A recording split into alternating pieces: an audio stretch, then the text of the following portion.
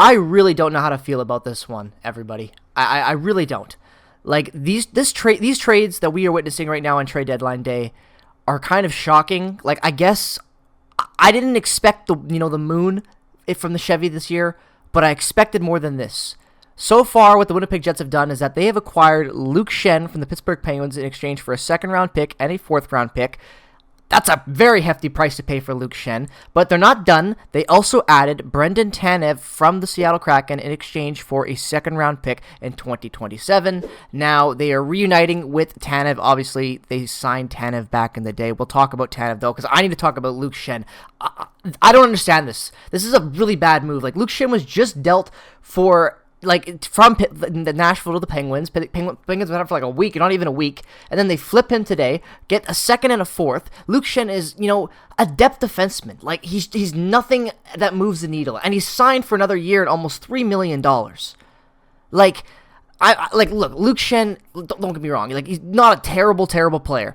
Depth player is fine, but that's what he is, a depth player. He's a guy that, like, is marginally better than what Logan Stanley is.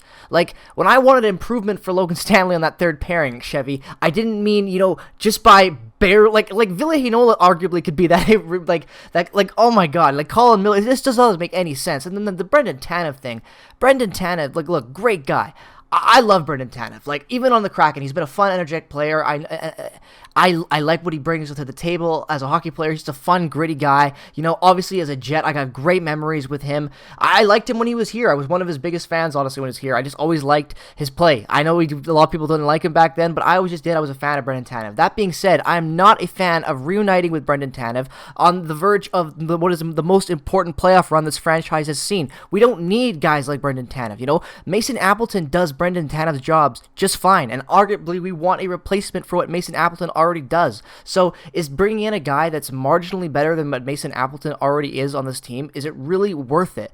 In my opinion, no. Like, Brendan Tanev, again, great guy. I love Brendan Tanev, and I wish him the best. And I'm honestly, I am kind of excited deep down as a fan of this team that he's back. But at the same time, this isn't a difference maker. And I can understand why people are liking these moves, but Brendan Tanev doesn't push the team in the right direction. It just kind of already reinforces what's already here. And I think most of us can agree safely that what this team really needs is improvement. It needs to take that next step to really compete at that level you need to be at to win a Stanley Cup. Or we could potentially will see what we've seen in years past coming into the playoffs. And ask yourself, as fans, do you really see these guys as difference makers? Because I don't. Now, don't get me wrong, there's still time. The deadline is not over yet. So Chevy could still make a move right now. Hell, I'm refreshing Twitter as I say that just to see if anything has happened, because now I'm curious. It looks like they're adding something still. That's what it seems, as of 14 minutes ago. But I don't know. We don't know what that is. So we're going to have to wait and see. At that being said, obviously missing out on Brock Nelson feels huge. Like, I feel like the Jets were right there, and it absolutely sucks, and especially going to Colorado. Like, it's terrible. And, we just saw what Brock Nelson could do in that game the other day against the Islanders. Like, honestly, he was pretty good. Brock Nelson was pretty damn good in that game. Like, it just sucks that happened, and you gotta like find a way to pony up and bring in the assets that are going to be difference makers. It's not about big names; it's about actual difference makers. Like, not just a guy that's like, okay, is he better than what we already have? Is he the same level? It's about really finding a way to improve this team. And I understand that the price tag is high. I get that, but if the price tag is maybe gambling on the team's future to win a Stanley Cup when you have your best team in franchise history, I just don't understand why you wouldn't take that risk.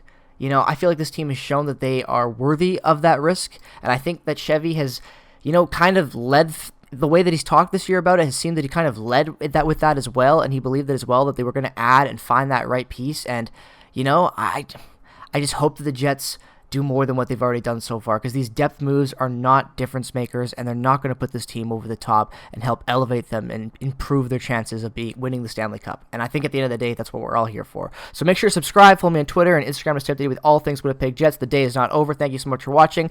Subscribe if you're new. Peace, love, and positivity as always. Go Jets, go. I'm still excited, but I'm nervous as hell. Chevy, do something important. It'll all be over.